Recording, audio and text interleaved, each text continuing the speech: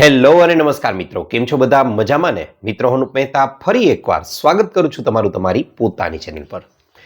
મિત્રો, વારંવાર પેશાબ આવવાની સમસ્યા અથવા તો ઘણીવાર એવું બને છે કે ઘણા લોકોને રાત્રિના સમયે પૂરતી ઊંઘ નથી લઈ શકતા। તેનું મુખ્ય કારણ એ છે કે રાત્રિના સમયે વારંવાર પેશાબ લાગે છે। જો મિત્રો તમે લોકો પણ આવી સમસ્યાથી પીડાઈ રહ્યા છો તો બની શકે કે તમારી જે પેટથી નીચેનો ભાગ છે કે જ્યાં પ્રોસ્ટેટ ગ્રંથિ આવેલી છે તે ધીમે ધીમે નબળી પડવા લાગી છે। એનો મતલબ કે તે પૂરતી માત્રામાં પાણીનો એટલે કે પેશાબનો સંગ્રહ છે તે નથી કરી શકતી અને તેના પરિણામ સ્વરૂપે તમારે વારંવાર યુરિન માટે પેશાબ માટે જવું પડે છે। સામાન્ય રીતે મેડિકલ સાયન્સની ભાષામાં વાત કરવા જઈએ તો આ સમસ્યાને નોકચુરિયા તરીકે ઓળખવામાં આવે છે। મિત્રો, એવું જરૂરી નથી કે આ સામાન્ય સમસ્યા હોય। ઘણીવાર ઘણા કિસ્સાઓમાં ફરજિયાત નથી કે આ જ હોય, પરંતુ ઘણીવાર ઘણા કિસ્સાઓમાં એવું બની શકે કે તે કોઈ ગંભીર બીમારીનું સૂચન પણ કરી રહી હોય। જેમ કે ડાયાબિટીસ હોય તો તેમાં આવી સમસ્યા જોવા મળે છે। તેની સાથે સાથે યુટીઆઈ એટલે કે યુરિનરી ટ્રેક ઇન્ફેક્શનમાં પણ આવી સમસ્યા સામાન્ય રીતે જોવા મળતી હોય છે। આ ઉપરાંત તમારી લાઇફસ્ટાઇલ ખૂબ ખરાબ છે, બહારનો જંક ફૂડનું, કોલ્ડ ડ્રિંક્સનું વધારે પડતું તમે સેવન કરો છો, ચા કોફીનું વધારે માત્રામાં સેવન કરો છો, અથવા તો રાત્રે તમે લોકો વધારે પાણી પીને પણ સૂઈ ગયા છો તો પણ અમુક દિવસો માટે આ સમસ્યા થઈ શકે છે।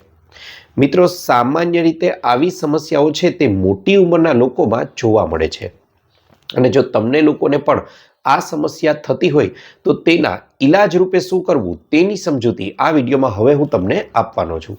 મિત્રો, સૌથી પહેલાં તો પાણી પીધા પછી તરત જ તમારે લોકોએ પેશાબ જવું પડે છે અથવા તો વારંવાર તમારે લોકોએ પેશાબ કરવા માટે જવું પડે છે તો તેના માટે તમારે લોકોએ 4 થી 5 ખજૂર લઈ લેવાના છે। હવે આ 4 થી 5 ખજૂર લઈ લીધા પછી તેને 1 ગ્લાસ જેટલું દૂધ લઈ અને તે દૂધને ઉકાળવાનું છે અને તેમાં આ ખજૂરના ઠળિયા કાઢી અને ઉમેરી દેવાના છે।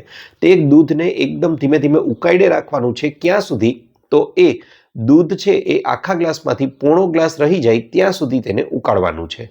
ત્યારબાદ આ દૂધને વહેલી સવારે આપણે લોકોએ આ પ્રક્રિયા વહેલી સવારે કરી અને ત્યારબાદ આ દૂધને પી જવાનું છે અને ખજૂરને ચાવી ચાવીને ખાઈ જવાનો છે।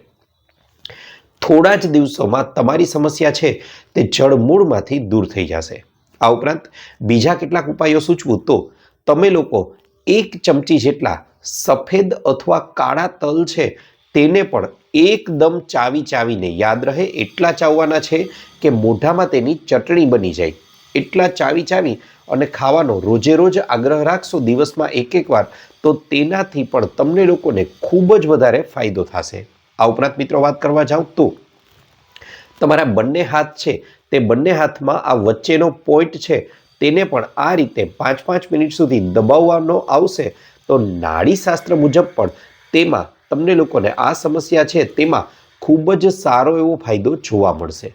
તેની સાથે સાથે વાત કરવા જાઉં મિત્રો તો વહેલી સવારે ઉઠી અને થોડી હળવી કસરતો ચોક્કસથી કરવી જોઈએ અને તેની અંદર તમે લોકો કપાલભાતિ અને અનુલોમ વિલોમ જેવા પ્રાણાયામ છે તે ચોક્કસથી કરવા જોઈએ। મિત્રો, કપાલભાતિ છે તે લગભગ કહેવા જાવ તો શરીરની તમામ પ્રકારની સમસ્યાઓ તેમાં સામાન્ય શરદી ઉધરસથી માંડી અને કેન્સર સુધીની બીમારીઓનો ઈલાજ છુપાયેલો છે। જો તેને તમે નિયમિત રીતે કરશો તો તેનાથી તમામ પ્રકારની સમસ્યાઓ છે તેને શરીરમાંથી તે દૂર કરવાની શક્તિ ધરાવે છે।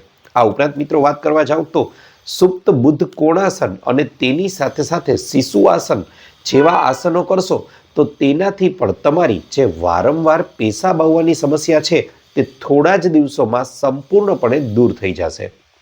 આ ઉપરાંત મિત્રો વાત કરવા જાવ તો અશ્વગંધા, સફેદ મૂસળી અને સતાવરી આ એવી વસ્તુઓ છે કે જે તમારા શરીરને અંદરથી બળ પ્રદાન કરે છે, અંદરથી શરીરને શક્તિશાળી બનાવે છે। આ ત્રણેય વસ્તુઓનો માત્ર 2-2 ગ્રામ પાવડર, જી હા મિત્રો યાદ રહે, માત્ર 2-2 ગ્રામ પાવડરનું પણ નિયમિત રીતે સેવન કરવામાં આવે ને તો તમારું શરીર તો અંદરથી શક્તિશાળી બનશે જ, તેની સાથે સાથે આ પ્રકારની સમસ્યામાંથી જડમૂળમાંથી છુટકારો પણ મેળવી શકાશે। સાથે સાથે મિત્રો યાદ રહે તો કોઈ વ્યક્તિ આ સમસ્યાના નિવારણ માટે એટલે કે વારંવાર પેશાબ આવી રહ્યો છે અને તેના નિવારણ માટે જો ગોખરુનું સેવન કરતા હોય તો તે ન કરવું જોઈએ, કારણ કે ગોખરુનું કાર્ય કિડનીને લગતી સમસ્યાઓને દૂર કરવાનું છે અને ગોખરુના સેવનથી પેશાબની માત્રામાં વધારો થાય છે. માટે ગોખરુનું સેવન ન કરવું જોઈએ. ગોખરુના બદલામાં અહીં સૂચવેલા ઉપાયો છે તે ચોક્કસથી આપણે લોકોએ કરવા જોઈએ. આ ઉપરાંત આયુર્વેદમાં ચંદ્ર પ્રભાવટી નામની ગોળી પણ આવે છે. તેનું પણ જો નિયમિત સેવન કરવામાં આવે તો વારંવાર પેશાબ આવવાની સમસ્યામાંથી જડ મૂળમાંથી આપણે લોકો ખૂબ જ સરળતાથી છુટકારો મેળવી શકીએ છીએ. સાથે સાથે જુવારનો લોટ છે તેનું સેવન પણ તમને લોકોને રોજે રોજના જીવનમાં જુવારના લોટનું સેવન પણ ફાયદો કરી શકે છે. આ ઉપરાંત મિત્રો વાત કરવા જાઓ તો અમુક કેટલીક સિરિયસ અને ક્રિટિકલ કન્ડિશન હોય છે તેમાં પણ આપણે ધ્યાન રાખવું જોઈએ. તેની સાથે સાથે તમારે લોકોએ રોજબરોજના જીવનમાં બને તેટલો ઘરનો ખોરાક છે તેનું સેવન કરવાનું છે. નિયમિત રીતે 30થી 45 મિનિટ સુધી યોગા અથવા તો કોઈ પણ તમને ફાવે એવા હળવા પ્રાણાયામ અથવા કસરતો કરવાની છે અને ઘરનો બનેલો ખોરાક જ ખાવાનો આગ્રહ રાખવો અને ઋતુ અનુસારના ફળો અને શાકભાજી ખાવાનો આગ્રહ રાખશો તો પણ તમને લોકોને ઈચ્છિત પરિણામો છે તે ખૂબ જ ટૂંકા ગાળામાં મળી રહેશે.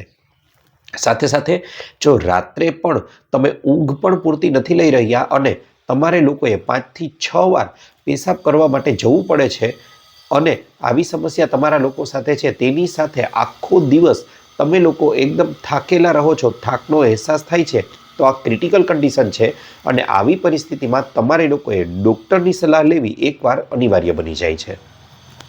તો મિત્રો, આ તો હતો અમારો આજનો વિડીયો. આશા રાખું છું આપને અમારો વિડીયો ગમ્યો હશે.